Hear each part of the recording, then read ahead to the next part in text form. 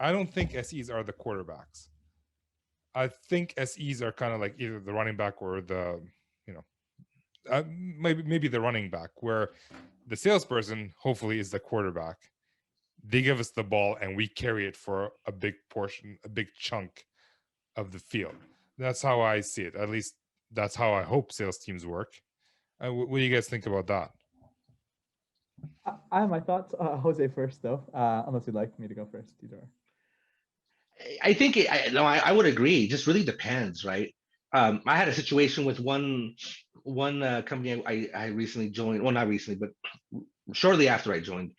The director asked me. He said, "Jose, were you the position you had before? It was a management position, but I was basically the SC over SCs for multiple channels." And I had like bat phone first line contact with developers in the company, with anyone I needed for anything, any product. And when I joined this organization, starting as an SC with them, um, very conservative, because the previous role I was with a parent organization, and in this new role I was with their direct sales channel, and I didn't have all that access. I didn't have all um, that freedom, if you will. He asked me. He said, in this role, uh, it's the sales rep or the AE that controls the sale, and you're more of a support role. How are you going to be able to adjust to that? I said, there's no problem there, because I know where my role is. I know what the expectations are, so that's what's going to be. I have no problem being that, that kind of like the kind of like Batman in the cave. I have no problem like being that guy in a technical layer, right, supporting the rep. And I think Riley's thing is right on. In a deal scenario, the rep should be the one that is driving and really kind of pulling everything together. And you really find that with experienced tenured AEs, especially in the enterprise space, those that have been around, those who know how to do that. Um, what I found though sometimes is, if they're new to the organization, even at the enterprise level, even if they're seasoned, and more so in the mid-market space, they don't have that experience and they don't have that tenure, they don't have that comfort level. And it's funny because there's a kind of a debate where kind of like, where does the line for the SC stop?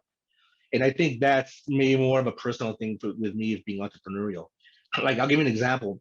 I went through not too long ago. I went through some training, and there was a couple of VDRs in training with me, and I was asking all kinds of questions. It's funny being an SC and kind of the way we think. My wife could tell you it would drive her nuts sometimes, because it's just how I am in life. Right? I'm always asking why, and I had asked the BDR, I was or the BDR manager, I know, how does information get relayed to the salespeople and into to to the SCs, and he proceeded to explain. All right, well, that's cool. Enter notes in Salesforce. Nothing magical about that. That works. And then I say, well, how about like if we can kick it up a notch? What if we introduce a tool, i.e., like Gong, where all this information can be, as opposed to making your reps suffer with all this notes they're going to take and then having to transfer it on, and all that time you're losing and all that information you're actually missing out on. What if we had a tool like Gong that actually can not just record the information, transcribe the information, but there's a whole slew of things you can do with it. And in the insights it gives you, phrases that are being used, and mapping that to closing ratio. But the minute I said recording the call, some of these VDRs, their eyes like lit up. They're like, that crazy wants to record this call. And so sometimes that will be viewed as I'm really overstepping my boundary, right? Because I'm now getting into a team that has nothing to do with Yeah. with being an SE. But if we look at it from a business partner standpoint, because I look at it as an SE as being the sales team is your internal customer from that point of view. But from an entrepreneurial standpoint, we're business partners. So if I was like the CEO of my own company and I'm the CTO and you're whatever you are, Yeah. we're going to affect each other's pocket, right? So the quality of the discovery sessions and the demos and then the closing ratio I'm going to have is directly tied to your performance as an AE. And if you're doing your job correctly, are you doing that, initially the correct way? Is that information being captured? Am I getting that information? Are you getting too crazy and technical on these calls when you really should be? All that's going to affect me from my pocketbook and my family. So it's interesting. I agree with Ramsey 100% from an SE standpoint, and that's I think where I'm still kind of, because of that entrepreneurial side. We're business partners, right? So I want to make sure you're doing your job correctly, and I'm doing my job correctly. And you should be doing the same thing.